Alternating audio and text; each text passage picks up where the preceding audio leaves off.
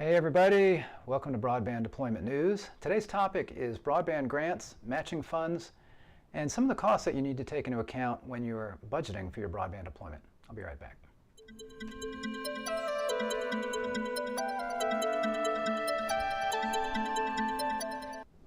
Thanks for joining me. Rick Husey here with Broadband Deployment News. There are funds obviously that are being available now for broadband operators to provide broadband, and there's all this money out there waiting with the Infrastructure Investment and Jobs Act. And with that act, there's a 25% match that's required in some cases.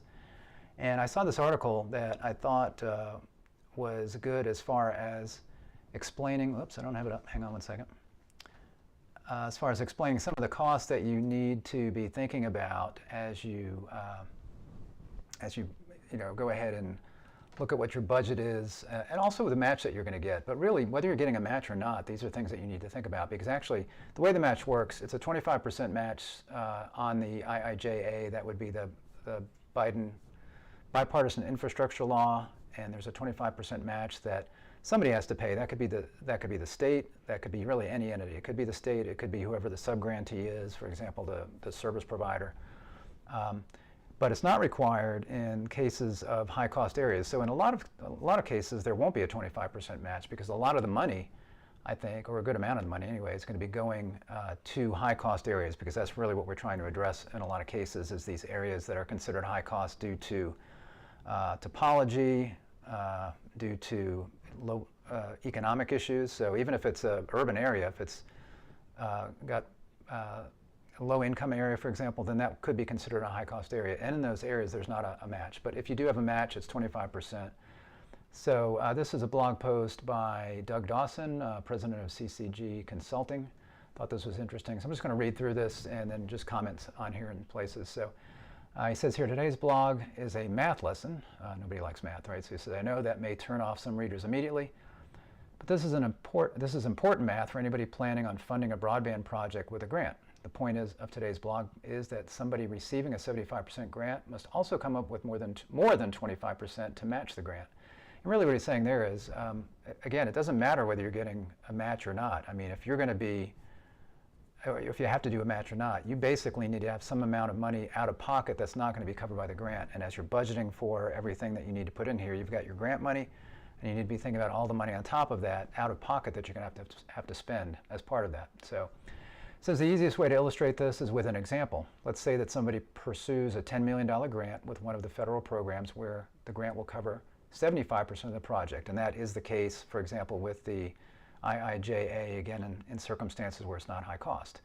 And by the way, just another thing about these matching funds is that can be cash. Again, it can be the state that can do that. So if the state gets the grant and they sub-grant it to a service provider, they can provide that matching amount.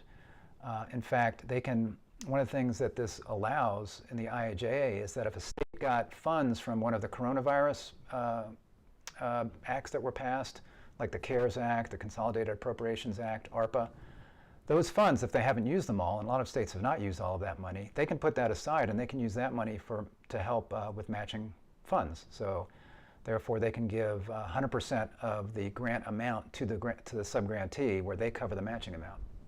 The other thing that can cover that match would be an in-kind kind of contribution. So if you are a city, an in-kind contribution could be that you are going to make use of existing conduit, rights of way, pole attachments. If you're a utility, city, EMC, whatever, those kind of in-kind amounts can go towards that matching portion as well. So he says here again, you've got your $10 million grant, and you're going to get 75% of that, and if there's a match, you're going to have to cover 25% of that. So they say, I've seen a few folks do the mental math and assume that means they must come up with $2.5 million as matching, but that's not enough money for several reasons. So obviously that is enough to match the grant that you get. So if you get a $10 million grant, you still only have to give them, or the match only has to be $2.5 million, but again, you need to think about the excess amounts out of pocket costs that you're going to have in addition to that, because it's not just going to cost you $10 million to deploy this broadband. First, he says grants don't cover all assets. So when you get that $10 million, that's not going to cover everything. Most grants cover network assets and assets needed to connect to customers, but grants typically don't cover vehicles, computers, furniture, test equipment.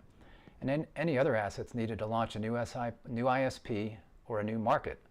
So if you're launching a new ISP or you're expanding into a new market, you're not going to cover all of your costs with the grant. Grants also aren't going to cover major software costs like upgrades to billing systems or marketing software, costs that an ISP will incur, but which are not eligible for grants. And I was thinking of a few other things. We have diagnostic software, for example, which every ISP is going to want to have if they're, it's going to reduce your ongoing operations costs if you have diagnostic software. That's an ongoing thing. Won't cover things, other services that we have. So I'm going to name all of these things. So if you need these, at the end here, you'll have our contact information. Reach out. But things like CALEA, which is the Law Enforcement Act, where if you get a CALEA request from somebody, you need to respond in like 24 to 48 hours and be able to do basically a live data tap and send that information to the law enforcement agency. You need to be able to set all that up, or use somebody like us to do that for you. Carrier grade NAT, you're going to need IPv4 addresses for every subscriber. Even if you have an IPv6 network, you still need subscribers to be able to reach the IPv4 network. So you're going to need something like carrier grade NAT, or you're going to have to buy a bunch of IPv4 addresses, and that's really expensive. So you're going to need something like that. DDoS, distributed denial of service attacks, are a real issue, and you're going to need protection for that. That's equipment. Now, a lot of this is ongoing kinds of things. But again, it's important to know that these are things you want to get in place really, as you're starting your business, because you don't want to have a DDoS attack take you down. You don't want to have to get a CALEA request and not be able to respond because the fines are $10,000 a day. You don't want to be buying a bunch of IPv4 addresses if you can avoid it, if you can really reduce the number of addresses you need by, let's say, 64 or 128 to 1 with carrier grade NAT. You want to get all that stuff in place beforehand. As he says here, there are nuances of grants that you need to pay attention to. For instance, I know of several state grant programs that won't cover assets like buying land to place huts. So if you need to go buy a patch of ground to put a hut on, you got that. Grants also cover only minimal amounts of expenses, but they don't cover any of the costs of operating the business, which are some of the things I was just talking about, until the time that the revenues are sufficient to cover expenses. Well, I read that wrong. So they don't cover any of the costs of operating the business until the time that revenues are sufficient to cover expenses. In other words, you're going to have a period of time where your revenues are not going to cover expenses. So that's money that you got to consider that's going to be out of pocket. Grants often cover the cost of preparing the grant, and some grants give some funding for the overhead costs of tracking future grant paperwork, but many don't even cover this. And grants don't cover the big expenses of launching a new market. So again, if you could already be in the business, but then if you want to launch a new market, there are going to be expenses that you need to consider, even though you have a lot of resources already. For a $10 million grant, that probably means hiring a few new technicians and customer service reps. So you may already have a call center, you may already have field technicians, but you're going to need to hire new people. A new market will certainly need a sales and marketing program. So if it's a new market, you need that. Grants won't cover additional bandwidth or maintenance agreements on the new technology. So again, if you're an existing provider and you've got bandwidth going out to the backbone, as you add new markets, you're not going to, that's not going to cover that backbone connection, in other words. Getting into a new market often means fees to consultants, lawyers, and accountants, some of our favorite folks there. And it means all of the other operating costs like higher power bills, new cell phones, pole attachments, number portability, I guess if you're providing voice service, regulatory filings, higher fuel costs, and increases in insurance. So a lot of this has to do with, again, expanding in an area. So you might expand out to a more rural area of your service area, and then you've got higher fuel costs, you've got longer truck rolls, those kinds of things. Grants also are not going to cover the cost of financing, with the biggest expense usually being interest. So if you've got financing, you've got expense there. The amount of the uncovered costs will largely be a function of how long it takes to launch a new market and connect customers, because again, you've got that time frame where you've got to get your revenues up to cover those costs. Connect customers quickly, and the operating loss might be small. Get stuck with supply chain issues, which we are seeing a lot of right now, that delay construction after you've already hired a few new employees, and losses could be significant. So you do need to take that supply chain into account, and you need to take inflation into account too as well if you're looking down the road, because that's been high as well. So he says, what might this look like in practice? The following example is based upon an actual projection for one of my clients. So he does do grant writing, so he did this for one of his clients. He's got the grant eligible assets of being 10 million. So that means you're trying to get a $10 million grant.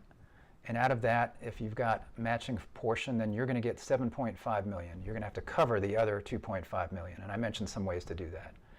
Then he's got unfunded assets would be your match. And then he's got ineligible assets, 0.5 million. Operating losses until break even, he's got at 0.9 million. So he's saying the total project cost is 11.4 million. And where that's coming from would be, let's see, 11.4. That's adding up your 10 million, your 0.9, and your 0.5.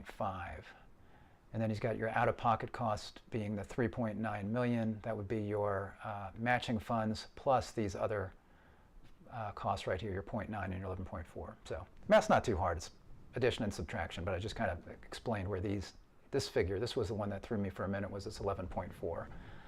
So the total project cost would be your what you said you need for your grant, plus 11.4 million, taking into account these other things that maybe you didn't think about, and then you've got your matching amount on top of that you have to pay. So that's your out-of-pocket. He says in this case the 3.9 million is a lot more than the 2.5 million. That might be the first guess of the out-of-pocket costs. My simple advice is do the math. So again, his point is if you're going to get a $10 million grant and you're thinking all you're going to have to pay is 2.5, don't forget about all of these other costs that he's talked about in here. And that's very good advice. And again, it doesn't matter whether you're getting the matching part or not. You still need to be thinking about those additional costs, whether that be part of getting things set up or the ongoing operating costs that you need to cover before you get enough subscribers to cover those costs. So.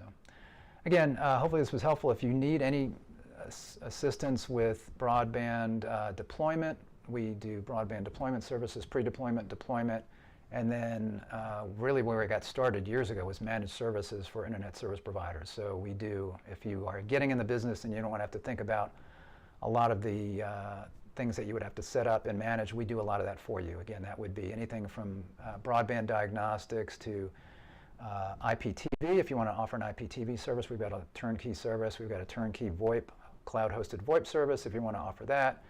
We've got device activation, 24/7 end-user support for data, video, and voice, CALIA, DDoS protection, carrier-grade NAT to conserve your IPv4 addresses so you don't need to go out and buy a bunch of those. All kinds of things you can get from us. You see our contact information right there. So thanks for joining me. If this was helpful, give me a thumbs up if you would. Thanks for that. And subscribe. Click the little bell and you'll be notified when I'm live. Talk to you later. Bye-bye.